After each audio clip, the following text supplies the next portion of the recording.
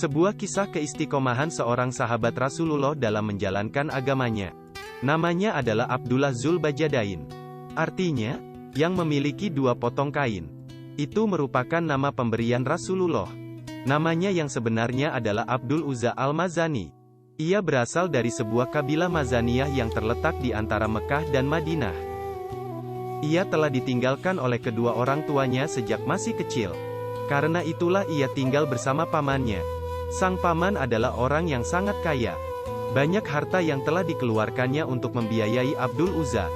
Ketika ia berumur 16 tahun, ia hidup bergelimang harta. Sampai-sampai ia hanya mau mengenakan pakaian buatan luar. Ia pun memiliki 2 ekor kuda yang selalu dipakainya bergantian. Tapi sayang sekali, ia dan kaum bangsanya masih menyembah berhala. Suatu saat ketika ia sedang melakukan perjalanan, ia bertemu dengan para muhajirin. Ia pun melakukan perbincangan dengan mereka dan setelah perbincangan itulah, akhirnya ia pun sadar dan memutuskan untuk memeluk agama Islam. Keadaannya pun berubah. Setiap kali melihat ada sahabat yang berhijrah dari Mekah dan Madinah, ia berlari dan mengikutinya seraya berkata, "Tunggulah aku sampai aku mendengar dari kalian Al-Quran. Aku ingin menghafal 1 ayat baru dari kalian." Bayangkan bagaimana tekadnya untuk menuntut ilmu agama lebih dalam. Di saat para sahabat merasa jiwanya terancam serta ketakutan akan adanya mata-mata kaum Quraisy. Dalam pikiran Abdul Uzza saat itu hanyalah ingin mendekatkan diri kepada Allah saja. Akhirnya ada seorang sahabat yang berkata, "Mengapa engkau menunggu di negerimu Mekah untuk pergi hijrah ke Madinah?" Ia pun menjawab, bahwa ia tidak akan berhijrah, kecuali setelah ia mengambil tangan pamannya untuk menjemput sebuah hidayah. Ia pun menetap dalam kabilahnya selama 3 tahun. Ia tetap berpegang teguh pada agama Islam. Walaupun seluruh kaumnya jauh dari ketaatan dan menyembah berhala. Selama 3 tahun lamanya, ia memaksakan diri untuk tetap istiqomah. Apabila ia ingin beribadah kepada Allah, maka ia akan pergi keluar dari kaumnya ke tengah-tengah padang pasir. Selama ini ia menyembunyikan keislamannya dari hadapan orang-orang. Setiap hari ia pergi menemui pamannya seraya berkata, "Wahai pamanku, aku mendengar bahwa ada seorang lelaki bernama Muhammad yang berkata ini dan itu." Kemudian ia pun membacakan ayat-ayat Al-Quran di hadapan sang paman. Namun pamannya malah mencercahnya habis-habisan. Selama 3 tahun itu, ia mengalami masa yang berat. Akhirnya kesabarannya pun sampai pada puncaknya. Ia pun menemui pamannya dan berkata, "Wahai paman, aku lebih memilih Rasulullah daripada engkau. Aku tidak dapat berpisah dengannya. Aku memberitahumu bahwa tiada Tuhan selain Allah dan Muhammad adalah utusannya. Aku berhijrah kepadanya.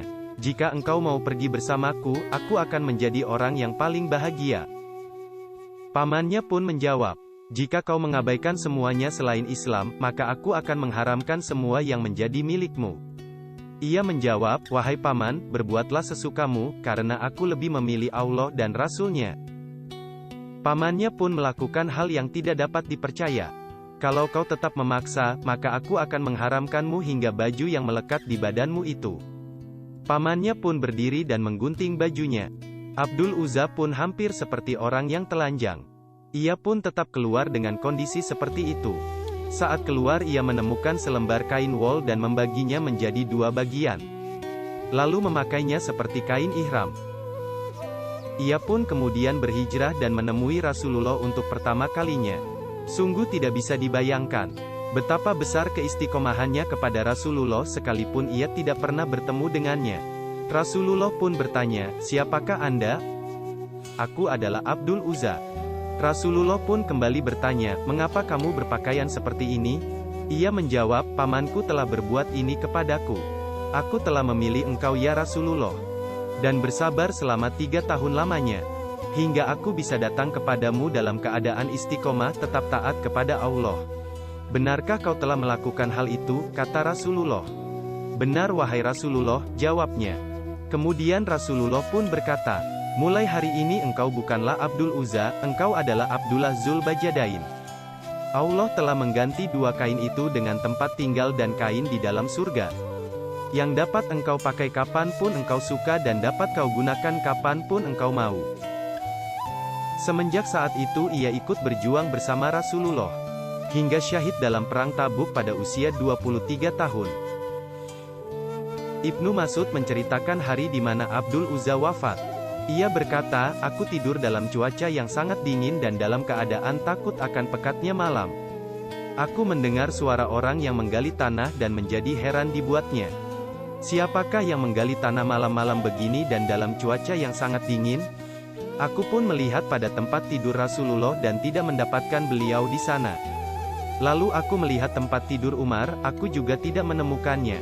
Kualihkan pandanganku ke tempat tidur Abu Bakar dan aku tidak menemukannya juga.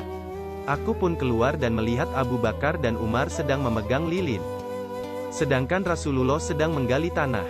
Aku datang kepada beliau dan berkata, 'Apa yang engkau lakukan wahai Rasulullah?' Beliau mengangkat kepalanya ke arahku dengan kedua mata yang dipenuhi dengan air mata. 'Saudaramu Zulbajadain telah meninggal.' Aku berpaling kepada Umar dan Abu Bakar dan berkata, 'Mengapa kalian biarkan Rasulullah menggali sendiri, sedang kalian hanya berdiri saja?'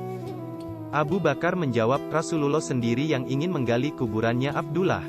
Lalu Nabi mengulurkan tangannya ke arah Abu Bakar dan Umar. 'Berikanlah kepadaku jenazah saudaramu itu.' Lalu Nabi berkata, 'Hantarkanlah kepergian saudaramu dengan doa, karena sesungguhnya ia telah mencintai Allah dan Rasul-Nya.' Rasulullah pun meletakkan jasad itu ke dalam kubur dengan kedua tangannya sendiri, diiringi dengan air mata beliau yang jatuh membasahi kain kafan Abdullah Zulbajadain. Beliau lalu mengangkat tangannya ke arah langit sambil berdoa, 'Ya Allah, aku bersaksi kepada Engkau, bahwa aku telah meridai Zulbajadain, maka ridhoilah ia.'